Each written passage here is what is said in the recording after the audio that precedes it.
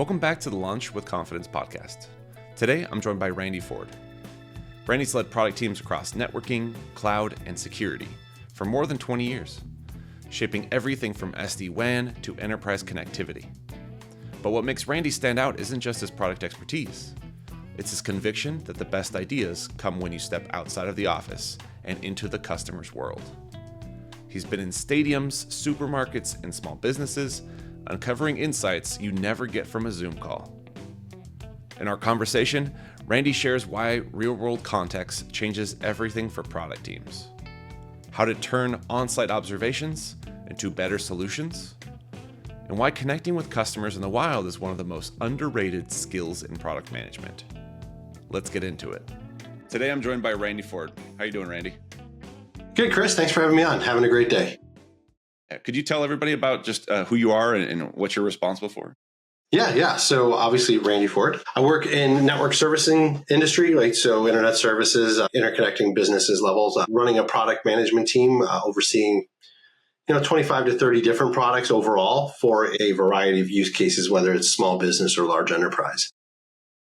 Awesome. Yeah, I know we had a brief conversation, and I want to set everyone up with this kind of sense of when I talked to Randy, he really kind of wowed me. He was actually on site going to a customer to have a conversation. And that's what I kind of geared the questions in the podcast around. Randy, can you tell me about the value of getting out of the office and going and meeting with your customers? Tell me about that, why that's valuable to you. Yeah, sure. I think the most important thing that I learned, right, is that, and it sounds so obvious when you say it, but sometimes you don't see it, is there's just, you work on products, you research your products, you talk to people online about your products or virtually, and you have these perceptions about how things operate because you're not seeing them live. And it's so important that when you get on site, you notice all of the little things. Because as product managers, we're very observant of what's going on, right? Different little things. We're problem solvers by nature. And so we see these things, and they're items that just never get surfaced in normal conversation, things you wouldn't ask about. So you go out on the site and you're looking and you realize, so for example, hey, here's a building that's going to be in the way of we work on a Wi-Fi solution. Here's a building, it's in the way. No one's thinking about that. Yeah, we do wireless surveys and things like that, and you kind of unearth it, but then it's you didn't think the building would be a problem because when you were there doing the survey, 16 vendors weren't sitting behind that building with point of sale systems that have to connect. Right? So these things that when you're live and you see how things are operating and how the business is going and what's impacting people on those challenges, and notably how they react to those challenges, that really gives you a lot of insight to, okay, here's how I can better prepare up front, but here's also how we can prepare customers for instances when things may go sideways. And I say may, they will go sideways, right? Nothing ever works entirely the way we want it to. So getting out on site and seeing all of those little things from end to end, top to bottom, kind of just really gives you a great understanding and blows away your perception of how a business normally operates, and you see how it really operates. Definitely. I agree. I would gather so many different insights working with my customers on site. When I get to go hang out, a lot of them would times we'd be in cubicles or going through different various offices and meeting spaces. And it was a different context. It wasn't like when I'm sitting here in my home office and I'm thinking about the problems that the users have. That environment is a whole different aspect that maybe our end users aren't even taking consideration with their problems. Like they don't know that. And I think what you said about product managers being problem solvers, that's all different signals, right? Those are all different signals we use to help actually solve the problem, not just identify the problems, but when we try to solve it, we got to take into consideration those things. Absolutely. It's just critical. And I think the key is often you see the problems that business owners sometimes don't even see, right? They're obvious ones are obvious ones. But when we do this enough and you do it across customers and through various segments, you see how one business operates relative to another in the same they're in the same vertical. They do the same kind of business, and you can kind of grow and you spot these things, and then you can pass that knowledge on as well, which is fantastic. Yeah. A quick little story. I don't know if I talked to you about this in the first time. When I worked at Western Digital, working on a wireless external hard drive, and it would broadcast the SSID. So, and that's how you connect with your computer, your phone to and set it up. That way you can push things to the device wirelessly. But when we were testing in the office, we had hundreds and hundreds of these signals and these devices going on. And it's like, that was just in our office. It wasn't even taking into consideration people in the real world and their environments. And it was so interesting to me that, like, as a product manager, like we had to think about how that was going to work just in our office. And then this product being built for people that are on the road. And in your sense, like you talked to me about being on the way to a stadium. And it's like, oh man, I couldn't even begin to like fathom all the different situations where that's the thing. Like there's all kinds of different events going on at stadiums. And yeah, and similar problem, right? So we're at a stadium, it's in a city, right? And not a huge city, but a city big enough. And quite frankly, I don't think it would have mattered because I think anybody will run into this problem in any densely packed area. But when you do a survey, right, in the 2.4 gigahertz range where some of the IoT devices only operate, there's only, 2,400 SSIDs being picked up. That's it, right? So now we've got a plan, right? Exactly. There's no a crazy aspect to think about that with the limited Wi-Fi signaling space and channels you have in 2.4. How are we going to build around this? Well, now we've got to deploy extra access points, and you have to be able to explain to the business owner why, right? Because it's all extra cost. Like, why do I need this? Well, because your stadium is sitting in the middle of Wi-Fi soup, right? You're literally at a cocktail party, a big dining room cocktail party. You're trying to have a conversation with somebody 50 feet away, and it's impossible. You've got to get closer, right? You've got to shorten the distance. You've got to figure these things out. So, and you don't always recognize that. I mean, sure, again, with a survey, but even then, until you put it in and you see how it works, you don't really see it, right? When you do the survey, you go, okay, I've accomplished this. The building's taken care of. There's 5,000 people now attending this event, and they're getting in the way because, we're all big meat sacks of water. I guess that doesn't make a lot of sense, but and water hates Wi-Fi signals, right? So all of these things that until you're there and you really notice how it's working and make adjustments, you have to just get out there and know what's going on. Okay, good. So how do you use that context of the real world environments in your product development? So when you get to like the planning stages of your product, like you don't have the customer yet, or maybe you're looking at a potential customer, how do you use that context of those real world environments in your product? Yeah, and I think we talk about the stadium, and that one is a little bit more difficult because you can't just call up 5,000 people and say, hey, can you show up so we can test our Wi-Fi signal? It just doesn't usually work that way. But you plan ahead and you go, how many people show up? Where are people going to be? How is the traffic pattern going to occur, right? All of these things that you start to empower your sales teams to ask up front and have the business owners think of it. And if we get lucky enough to be even early on, like, building design, right? Sometimes we're helping out with people who are building new complexes or whatever. Hey, here's something to think about. Where are people going to flow? How are we going to deal with this? But I can use a different example and a much smaller example, right? And going into just a local supermarket, right? They're not even in my market. We don't sell to them, but you can learn anywhere, right? And so I have in my market small supermarkets. That's going to be a key thing. So I walk in and, I pull out my phone and I'm just like looking, I'm like, hey, okay, here's some weird SSIDs. Here's how many SSIDs. We've just talked about the density. This one looks like a MAC address. This one says point of sale. This one says, I don't even know what this one is. And I'm like, so I researched those real quick, right? Like, what are they? So one is, hey, it's the recycling machine out in the front lobby. It actually operates on its own Wi-Fi network, right? So that's how it's getting back to their network. The MAC address, that's a improperly configured access point. It's not online or properly configured. So now it's defaulted to whatever its configuration is. Then I walk around the store. I see someone do an inventory with a wireless handheld, right? They're just scanning labels, boom, boom, boom, wireless.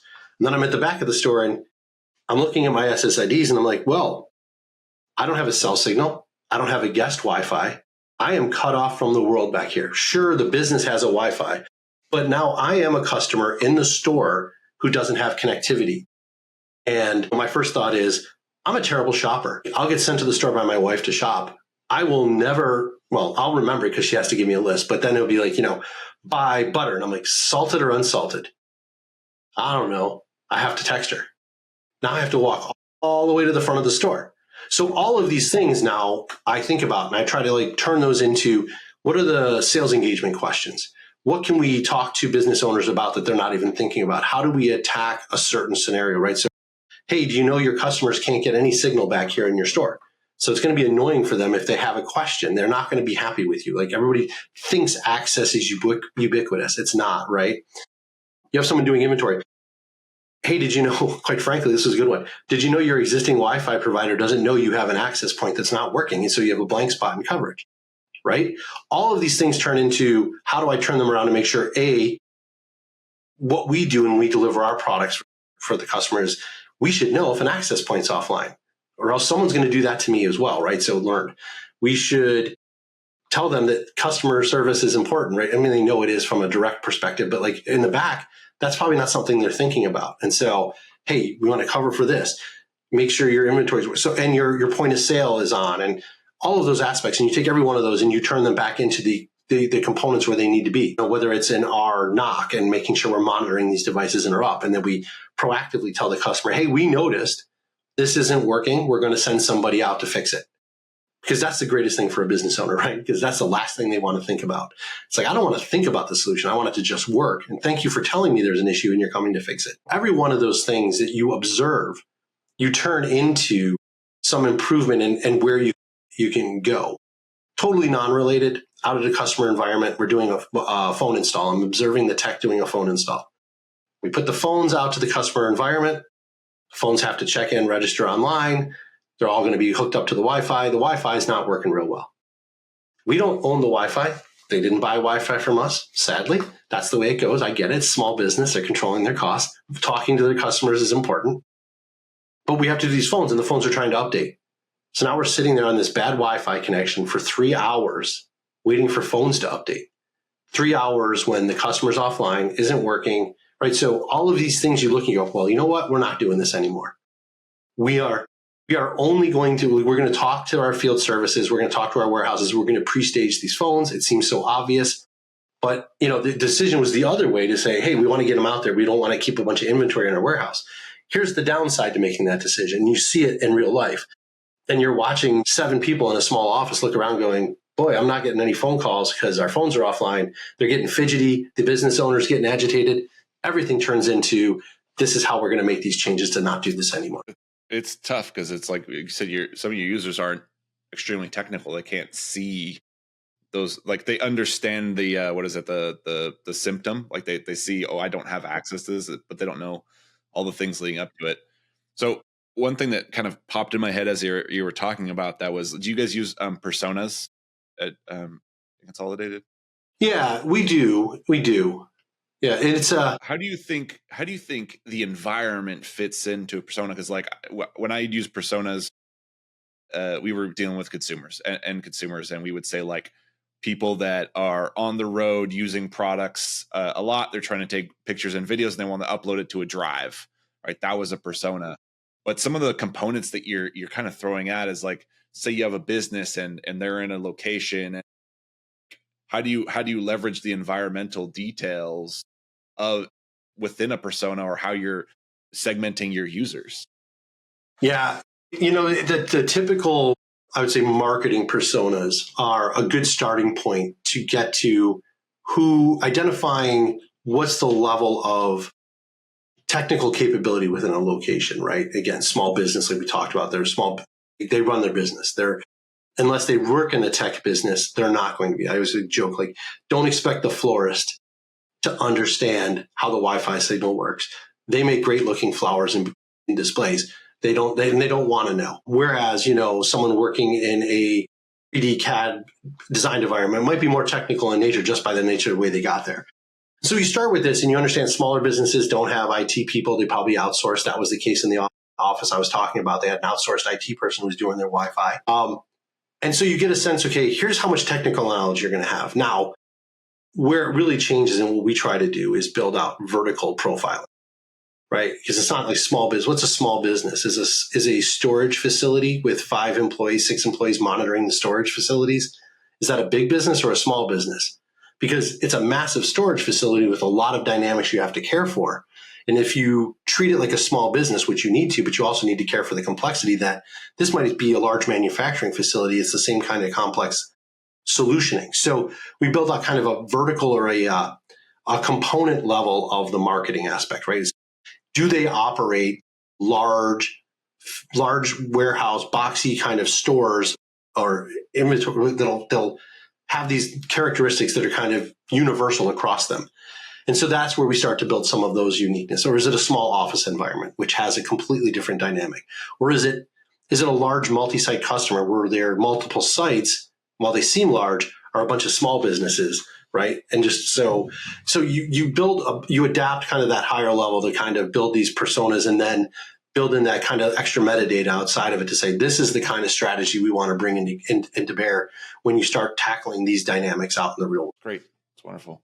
So I want to go off to our final question, and I want to learn what advice you give to your teams and what advice you give to others about just the value of connecting with people just out in the wild, out on their site and off of your site. Yeah. Do it straight away. Do it as much as you can. Do it. It's until you do it, and you don't necessarily understand the value. But once you do it, it's sold at that point. I can't not talk to people about what's going on. And like I mentioned earlier, it doesn't have to be in my market. It's not always a customer I'm trying to solve for, or I can sell to, right? I love to talk to my customers that I can sell to.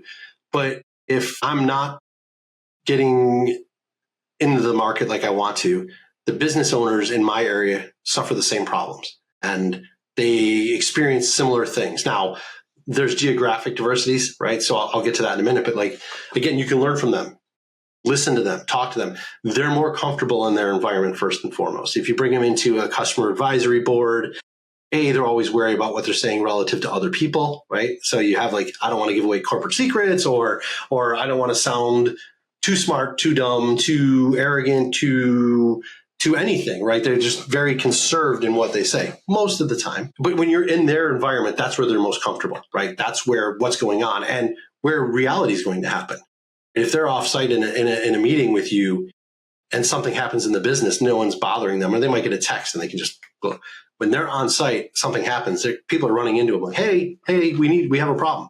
So that's just the reality of what's going on. But you do have to get out and go to your various markets. We service all over, right? In multiple different markets, like whether it's rural or urban, suburban, you name it. And whether it's northeast, southwest, every area has a different set of challenges they face, right? And when you go into those areas and you really start to bring about like, what is a business owner planning for? Well, if they're in Texas, especially Houston area, right? Hurricanes, tornadoes, high winds, now cold storms, right? Things that are changing, damaging things that are going up there that are different than Maine, so to speak. And so you bring this across. And I think the ultimate key is when you get in and you talk to them, whether it's about your products or just their problems, you can, or honestly how they run their business, and you can identify problems that you point out to them. The more you talk to different people in different verticals, the more you can just share advice. The florist isn't on the florist forum on the internet necessarily. They might be. But you've talked to, 15 florists, and this florist does this, and this person says, I have this challenge. Like, strangely enough, I talked to another florist and they do something like this, and you spark an idea for them, whether it's your product or not. You've sold yourself as a trusted person. You've sold your brand, and then they're going to come to you for your products because now you're just there. You're someone that they can rely upon. And I just think you can't overcome that. That is so critical to be out there and doing that. If you sit away in your walled castle, so to speak, you're not approachable. And while you need to be the biggest evangelist for your product, I don't think you can truly evangelize your product unless you can speak in reality of how it impacts your customers. Great advice. So say someone in your team comes to you and says, I want to visit, so-and-so customer on site. Like, do you have a budget set aside? Like, what's the process that someone would go through in order to get that? Because I've talked with a handful of people that struggle to get out of the office because they're limited, or there's a travel ban, or they're just kind of holding off on some of that. What's your take on that? No, financial restrictions are a reality, right? And depending on where you're at as a company, you have to do it. I've been through travel bans, right? And that's where I said, well, I don't have a travel ban on my car in my area, and I'm out. Like, I go to these businesses. Now, I may not go to a large manufacturing business. I really don't have a purpose of being there, but maybe I will reach out, because in the end, I'm a product person that has to be successful for my product. So it's not just while I'm at work, it's anytime, right? If I'm at, maybe I'm at a restaurant, or I go to the bar or something, and then I have conversations with people. What are you doing? What do you work in, right? It's just socializing. And that's how you meet people. And then you get some insights from there, even if it's a little bit. Do we budget? Yeah. I mean, we plan travel, right? So Like this year, we have a whole get into the market initiative. And we, as part of that, I make a point to like add an extra day and say, hey, look, I'm already here. I want to hit some customers, whether it's going out with a salesperson or talking to our care teams and finding out any customers who might be having some problems, or just, hey, give me somebody random. I don't really care. I just want to go meet them, right? And so you do plan for it, but if you don't, like, I don't think there's any reason you can't be entrepreneurial in your own right to go out and seek the kind of insight and interaction that you're looking for, even in your local market. Awesome. I've had a great conversation with you. I want to jump to our rapid fire questions. All right. This is the really fun stuff. So it was pretty quick. So coffee or tea? I don't know how people do tea. I can do tea, but it's rare and I don't mind it. I don't drink a ton of coffee, but it's coffee first. If you're putting both, it's coffee. Yeah. What product mistake will you never make again? Assuming everyone read and understood the requirements. Yes, try to avoid that. Slack. Do you use Slack or use Teams? Similar, yeah. Teams, I am, yeah. So what's the Teams message you dread seeing? Mostly it's when we're brainstorming, solving problems, and you get the message, we've always done it this way. I hate that message. It's such a closed mentality that we can't improve. And to my knowledge, I'm not perfect, so there's always room for improvement. And I think everybody is there that way. What's your go-to snack when you're out visiting customers? What are you going to grab on the way from the airport or when you get out of the hotel? Can of mixed nuts, almost invariably. It's like a crazy protein thing. They're easy to eat, and it does a little bit of variety. So I don't know. It's just the craziest thing. I always gravitate to those. And you can, like in the car, they're just easy to grab. Yeah.